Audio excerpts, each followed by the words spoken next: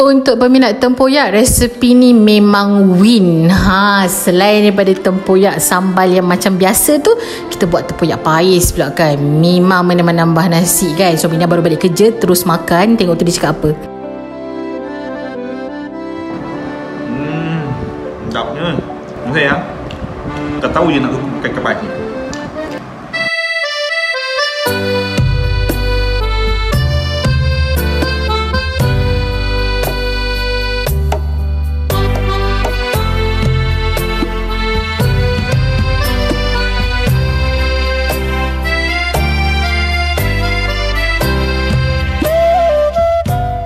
Jadi ini adalah bahan-bahannya. Ini resep asli pada mak mertua Nina. Orang Pahang betul orang Temeloh, okey. Ikan patin. Tempoyak ni pun dia nak bawa daripada Pahang. Lepas tu lada dan juga sedikit cili Thailand tu kan yang pedas tu, kunyit hidup, bawang putih dan juga kesum, termasuk daun pisang. Itu saja bahannya. Mula kita hiriskan semua daun, okey. Mula Hina hiriskanlah daun kunyit ni beserta dengan daun kesum tadi.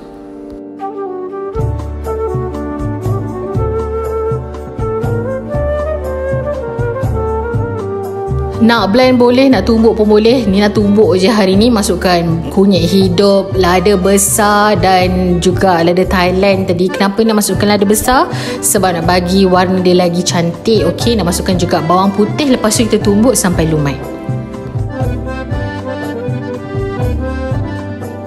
Setelah tumbuk, mulalah kita boleh masukkan kita punya tempoyak. Ni nak masukkan tempoyak ni lebih kurang dalam 3 sudu besar untuk 3 potong ikan patin tadi.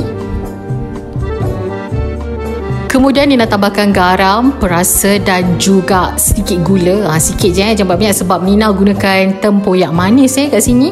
Okey, lepas tu kita ratakan sampai dia betul-betul merata dan cantik macam tu.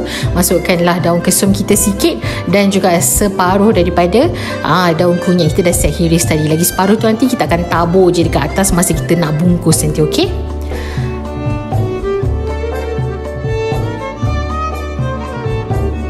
Settle kita buat tempoyak ni, Nina salai orang panggil layur kot. Ya betul dia. Layur kita punya daun pisang ni.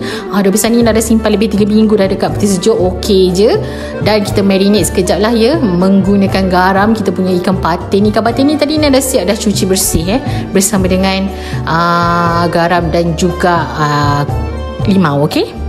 Lepas tu kita letakkan sedikit bahan-bahan ni. Letakkan ikan ni potong by potong. Lepas tu kita letakkan sekali lagi tempoyak yang kita dah siap tumbuk tadi tu. Okey, rata-ratakan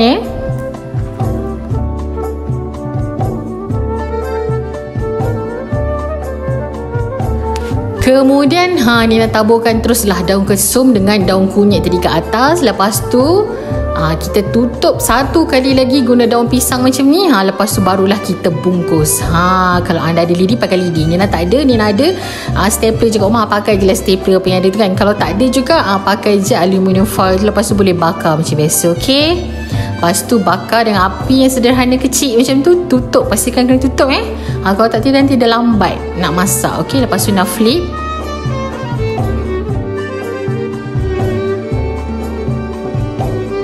Proses masak ni lebih kurang dalam 15 ke 20 minit macam tu. Jangan lama-lama sangat. Nanti kalau tak, ikan tu dah terlalu lembut, nanti dia dah kurang sedap sebab tadi tempoyak tu pun dah lembut kan. Jadi dia macam nanti dia tak ada texture.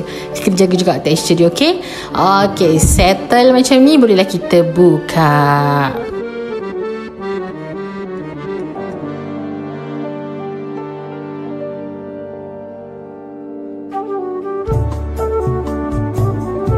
Alhamdulillah, molek kejadian dia. Ya Allah, wangi betul. Wangi betul. Yang jangan fikir yang hitam-hitam dah sedap yang hitam-hitam tu lah yang sedap. Manis rupanya kan. Boleh makan dengan nasi putih macam tu. Ya Allah, menambahlah lauk macam ni. Subhanallah. Sedap sangat sedap doh. Kita tengok sikit isi dia. Isi dia sangat juicy. Ada pula manis-manis daripada tempoyak tu sendiri, bau wangi daripada tempoyak, dan juga daun-daun yang kita dah siap hiris tadi. Makan pula panas-panas dengan nasi putih. Ya Allah, memang gagal diet lauk macam ni memang sangat senang, sangat simple, tapi yang paling best sangat sedap. Memang senang je nak masak. Sekejap je siap, okey?